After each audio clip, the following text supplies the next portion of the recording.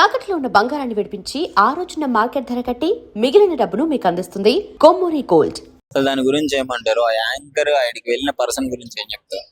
ఆ యాంకర్ కి కొద్ది కూడా బుద్ధి జ్ఞానం లేదు, కామన్ సెన్స్ లేదు. అలాంటి వైరల్ చేసే ముందు అమ్ముకుంటాడా ఎంత పూరు, ఆయనకి మనం ఇలా చేయటం పాపం తగులుద్దనే కొద్ది కూడా ఇంగిత జ్ఞానం లేదు.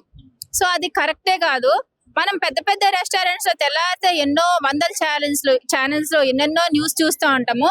ఫంగస్ వచ్చినాయి, డీకంపోజ్ అయ్యి చికెన్ మటన్ అందరికి సప్లై చేస్తారు. ఐస్ క్రీమ్లు, వాటర్ లో కూడా, మినరల్ వాటర్ లో కూడా కొన్నిసార్లు పురుగులు చూస్తూ ఉంటాం. ఇలాంటి అన్ని పబ్లిక్ ఇష్యూస్ అన్ని వదిలిపెట్టేసేసి ఒక పూర్ పర్సన్ ని అలా వైరల్ చేసి ఆ నోట్లో మట్టి కొడతాం అన్నది కరెక్ట్ కాదు. నెక్స్ట్ ఏంటంటే ఇంకో టాపిక్ కూడా రేస్ చేస్తున్నారు. ముస్లిమ్స్ వీళ్ళు కావాలని ఇలా జాతరకు వచ్చి ఇలా చేస్తారని అంటున్నారు.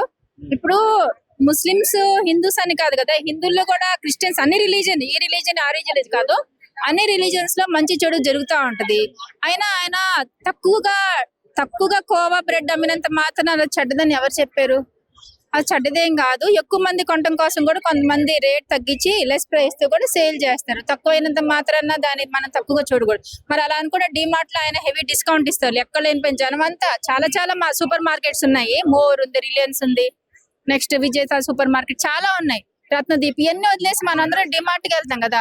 ఆయన ఎక్కువ సేల్ అవ్వాలన్న ఉద్దేశంతో హెవీ డిస్కౌంట్ ఇస్తారు. అయినంత మాత్రం చెడ్డదని మీరు ప్రూవ్ చేస్తారా? బన్కి రిలీజియన్ కి సంబంధం ఏంటి? ఒక మతానికి సంబంధం ఏంటి? బన్కోవా సంబంధం అదే నేను చెప్పుకొస్తున్నా. ఇప్పుడు డిస్కౌంట్ ఇస్తే చెడ్డే కావు కదా. అలాగే బన్ తక్కువ రేటుది ఇది మంచిది కాదు అన్నది కరెక్ట్ కదా. రిలీజన్ కాదు. ఆయన ఆ ఛానల్ ఆయన జస్ట్ వైరల్ కోసము, ఫాలోవర్స్ ని పెంచుకుంటాం కోసం, వ్యూవర్స్ ని పెంచుకుంటాం కోసమే అలా చేస్తాడు. వీళ్ళకి ఏంటంటే ఛానల్ కి ఏ టాపిక్ దొరకకపోతే ఎలా వైరల్ అవ్వచ్చా, ఇదే మంచి అవకాశం అని చూస్తూ ఉంటారు. ఆయనకి ఏ టాపిక్ దొరకలేదేమో, పాపం ఆయన నోట్ మట్టి కొట్టాడు.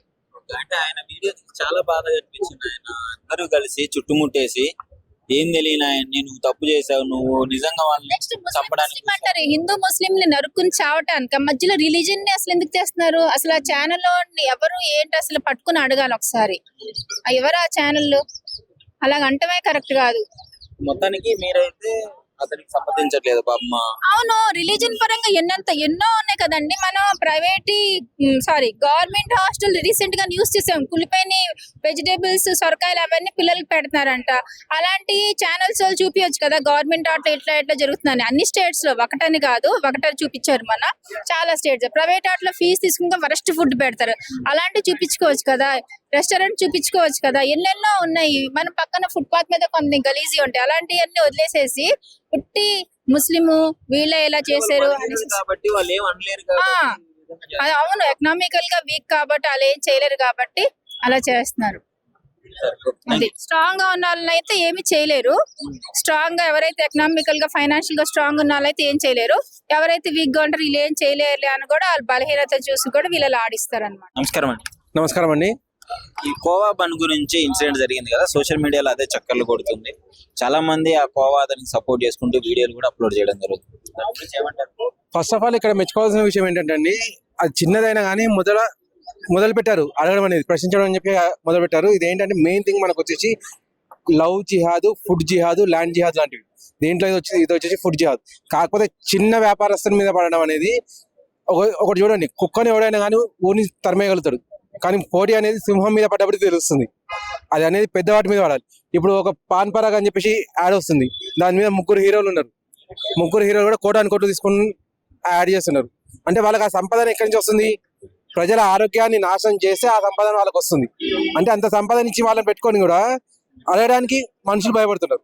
ఈ అడగడం అనేది చిన్నవాళ్ళని ఓకే సంతోషం, పెద్దవాళ్ళని ఎప్పుడు అడుగుతారు మీరు? పెద్దవాళ్ళ మీద ఎప్పుడు విరుచుకుపడతారు? వాళ్ళని జైలుకి ఎప్పుడు పంపిస్తారు? అసలు వాడు అటువంటి యాడ్ చేయడానికి సిద్ధపడుతున్నాడంటే వాడికి ఎంత కండకావరం ఉండాలి. అంటే ప్రజలు ఏమన్నా చావని, నాకు అనవసరం, నా డబ్బు నాకు వస్తే చాలు అంటే, అటు దేవుడి భయం కానీ, ఇటు ప్రజలు ఏమనుకుంటారని చెప్పేసి బాధ కానీ, వాళ్ళకి ఆరోగ్యం అనేది పాడైతే వాళ్ళు ఏం చేసుకుంటారని చెప్పేసి ఆ ఆలోచన అనేది కానీ ఏది లేకుండా సినిమా హీరోలు కూడా ఈ రకంగా నీచంగా ఆలోచన చేసుకుంటూ ఇటువంటి యాడ్స్ చేస్తున్నారు. అదే ఒక హీరో ఉన్నాడు చూడండి, తన పేరు సరిగా నాకు గుర్తులేదు, హిందీలో హీరో ఉన్నాడు. తనకు 10 కోట్ల ఆఫర్ ఇస్తా అంటే తాగుడుకు యాడ్ చేయని చెప్పి అన్నాడు.